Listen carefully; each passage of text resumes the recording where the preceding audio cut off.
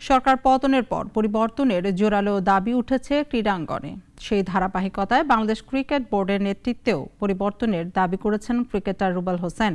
বিসিবির বিরুদ্ধে বিধ্বংসী অভিযোগও তুলেছেন তিনি। দাবি করেছেন ক্রিকেট বোর্ডের রদবদলের। রাজিবুল ইসলামের রিপোর্টে দেখুন বিস্তারিত। নাজমুল হাসান পাপনের নেতৃত্বে গত এক যুগ ধরে পরিচালিত হচ্ছে ক্রিকেট বোর্ড। পেশাদারিত্বে কমতি, অদক্ষতা আর নিয়ম শৃঙ্খলায় ব্যাপক ঘাটতির কারণে দেশের ক্রিকেটের অভিভাবক হিসেবে কাঙ্ক্ষিত উন্নতি করতে ব্যর্থ বিসিবি। অনেক ক্ষেত্রেই অস্বচ্ছতা এবং অনিয়ম সঙ্গী হয়ে আছে। কাজেই ক্রিকেট প্রেমীদের একটা অংশ ক্রিকেট বোর্ড ব্যবস্থাপনায় পরিবর্তনের দাবিতে সোচ্চার। সেই তালিকায় এবার যুক্ত হলেন এক সময়ের তারকা পেসার রুবেল হোসেন।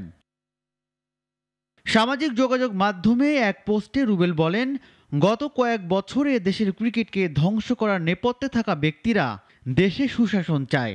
শুধুমাত্র অপছন্দের তালিকা থাকার কারণে অসংখ্য ক্রিকেটারের ক্যারিয়ার ধ্বংস করে দেয়া ব্যক্তিরা এখন ক্ষমতার পালাবদল দেখে রং বদলানোর চেষ্টায় আছে।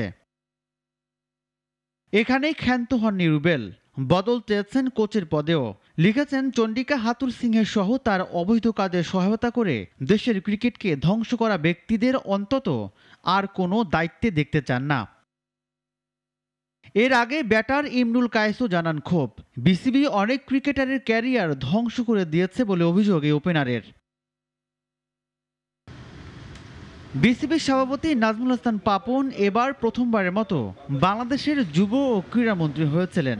এর মধ্যে পাপনের ভৈরবের বাড়িতে ভাঙচুর করা হয়েছে বলে জানা গেছে। একইভাবে বিসিবি পরিচালকদের বড় একটি অংশ এই ঘটনার পর থেকেই গোপনে আছেন। রাজিবুল ইসলাম, নাগরিক, ঢাকা।